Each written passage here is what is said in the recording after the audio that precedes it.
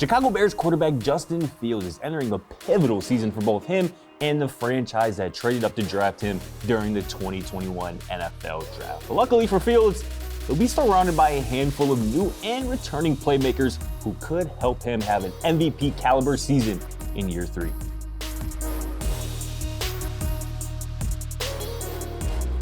What's going on, everybody? It's your boy, Scott Procter, and you know the deal by now, right? This is Procter's Point of View, and as always, we love hearing feedback from you all and receiving comments like this one right here. And stay tuned till a little bit later in this episode when I address this comment. But is Justin Fields already the best quarterback in the NFC North?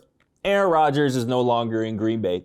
Jared Goff still has tiny hands. And Kirk Cousins is still, well, he's still Kirk Cousins. Meanwhile, Justin Fields just rushed for the second most yards ever by a quarterback last season and finally has a bona fide number 1 wide receiver. Everyone should know by now how electric Fields is as a ball carrier, but he needs to continue to progress as a passer to take that next step as an elite NFL quarterback. He completed just 60% of his passes last season and was the most sacked quarterback in the NFL, not named Russell Wilson. But I'm not sure many quarterbacks would have fared better behind one of the league's worst offensive lines and with Cole Kmet as the team's leading receiver. Despite that, Fields still finished the year with a higher QBR than guys like Tom Brady, Kirk Cousins, and Aaron Rodgers. The season still ended with a league worst 3-14 record, but Bears GM Ryan Poles, he has had an excellent offseason, starting by flipping the number 1 overall pick from April's draft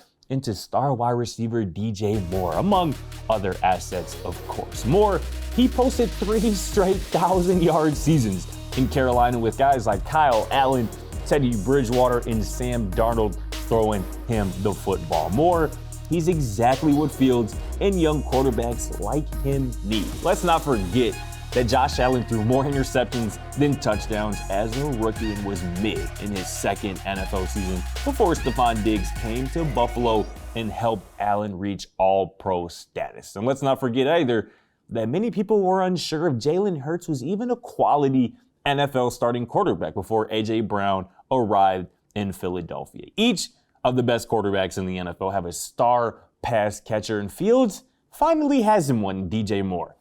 But that's not all he has. Darnell Mooney is still in Chicago and looking strong this offseason after he racked up over 1,000 yards in 2021. I already mentioned Cole Kmet, who is a good young player and will now form a strong tight end duo with former Packer Robert Tonyan. Plus, Chase Claypool can't be forgotten either. After the Bears traded for him at last year's deadline, he struggled a little bit out the gate in Chicago during the second half of last season, but that was to be expected as he was learning a brand new offense on the fly and one that was already pretty inefficient without him. He, Claypool that is a big body, athletic, and physical wide receiver who showed real flashes of excellence at times in Pittsburgh. He also really complements the different skill sets of Moore and Mooney. Here's what Chase Claypool recently had to say about the upcoming season. Oh yeah, I truly believe that, this year from last year will be a night and day difference. I think fans will be loving it next year. I'm excited, obviously, with the additions that we had in the offseason, but just being able to stack that knowledge from last season, all those learning and those growth spurts that we had to go through to this season, I think it's going to be great. It's an exciting and dynamic team altogether. Offense is going to be explosive. Defense is going to be playmakers. I think we're going to be a fun team to watch, and I think we're not going to back down from anyone. If Claypool is right and the Bears have a night and day difference from last season, it will likely be due to the play of Justin Fields. He's already shown us his game-breaking speed, his playmaking ability.